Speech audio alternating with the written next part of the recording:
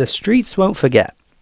Crush in 2018. That is a very streets won't forget type of release, isn't it? There was so much hype behind it, but it didn't feel like there was huge amounts of buzz to the point where everybody was talking about it. But the people that knew.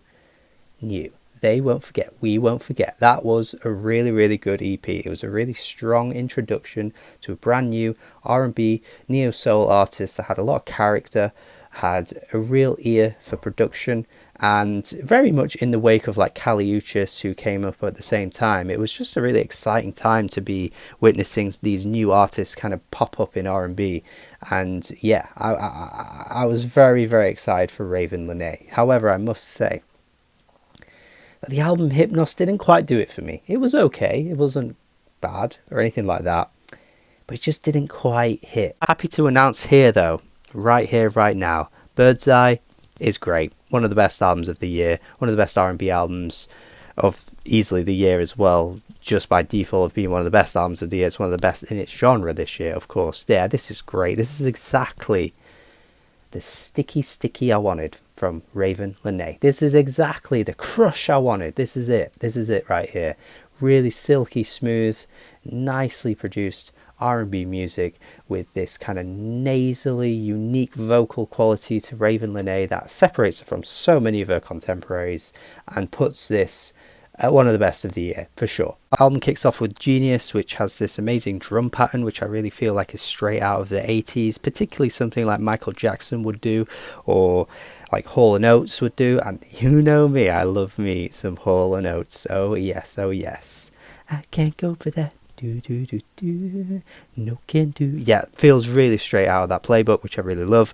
The vocals kind of like overlapping and doing this really cool blending thing on the chorus, which I think sounds awesome. Everything just sounds so like lush and really bright. It really, really works. I would even say the drum pattern on Bad Idea has this kind of off-kilter feel to it as well, which isn't the same as the opening track, but it just kind of has this really sporadic sort of pattern to it, which I really like. It just adds this really bizarre character to the song, while also Ravyn Lenae already has so much character to her voice, so it just kind of creates this cool dissonance, which I like. One Wish with Childish Gambino. I've got to say, Ravyn Lenae definitely heard the most recent Childish Gambino album and thought, yeah, this guy ain't got it.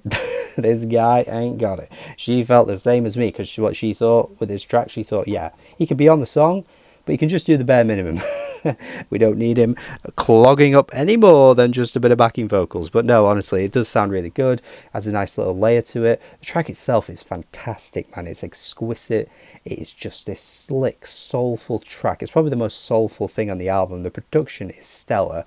Reminds me of something that we heard on the No Worries album. Very, very knowledge-inspired production here. I did have a look at the credits. It doesn't seem to be anybody from the album that, you know, Anderson .Paak and Knowledge were working on, but god damn, it's so reminiscent of that sound. Hear that song and tell me it doesn't sound so similar to something that would land on the most recent album, Why Lord.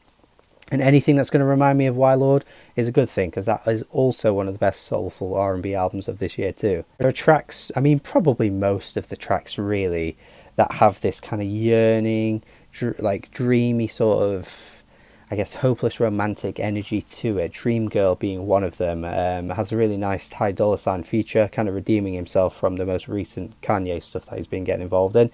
That's probably stained his career too badly at this stage, but it's nice to see him jump on a feature and sound pretty good here.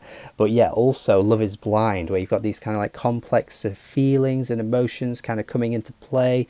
Kind of like relationship dramas that you can come across. I think the song does a really good job of kind of capturing that feeling, capturing that essence from the woman's perspective in a really nice way, perhaps in a sort of scissor way too, but yeah, maybe not quite as dramatic or as melodramatic as something SZA might pen. Not to say that she's a bad writer or anything, but obviously SZA's music is very over the top and dramatized, isn't it? I mean, freaking hell, listen to Kill Bill for God's sake if you don't believe me. I just love the comfy sounds that really transpire throughout this album. You've got Pilot, really love this track. It just oozes smoothness. This closing track has this like crispy guitar.